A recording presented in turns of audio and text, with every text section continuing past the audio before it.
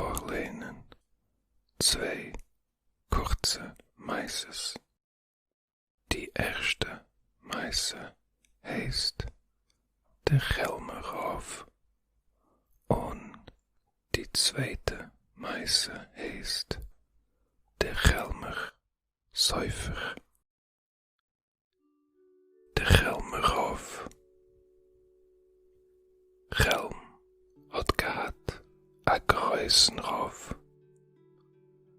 An Emesser mufflig beteure, wie es passt sich für as a feiner Gehille wie Schelm. Ein Sorge is aber gewesen mit den Rauf. Kein Schelmer hat nicht gewusst, sie der Rauf hat gehad a Kopf, sie nicht. Von wannen hat sich genommen, as a Sofek. Gar poschet. Der Rauf ist einmal verschwunden von Stadt und keiner hat nicht gewusst, wo ist hingekommen. Haben sich Schelmer jeden a losgetan ihm suchen. Gesucht, bis sie haben sich angetroffen auf ein Menschen, was ist gelegen auf dem Feld ohne Kopf. Haben die Schelmer sich vertracht. Hat der Rauf gehad a Kopf, ist klar, als der dasiger gefundene Mensch ist nicht der Rauf. Ob aber der Rauf hat kein Kopf nicht gehad, ist der dasiger Mensch gewiss sehr Rauf. Hat man geklärt und zu kein Talk nicht gekommen. Ist man gegangen fragen dem Schammes, was hat ständig bedient dem Rauf. Hat der Schammes geantwortet, dem Emmes sockendig, bin ich euch nicht sicher.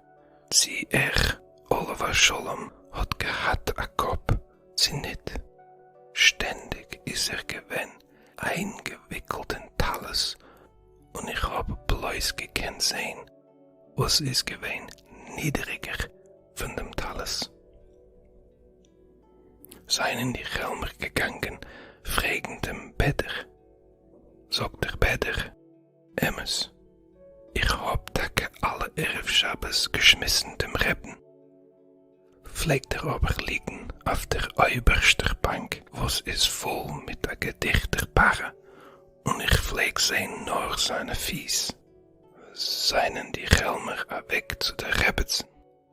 Hat die Rebbetzen geantwortet, ich weiß nur, als mein Mann soll haben a lichtigen Ganeden, hat gehad an Nos, weil alle Erev Schabbes pflegt ungräten Tabake zu schmecken. Sie hat euch gehad a Kopf? Das weiß ich nicht.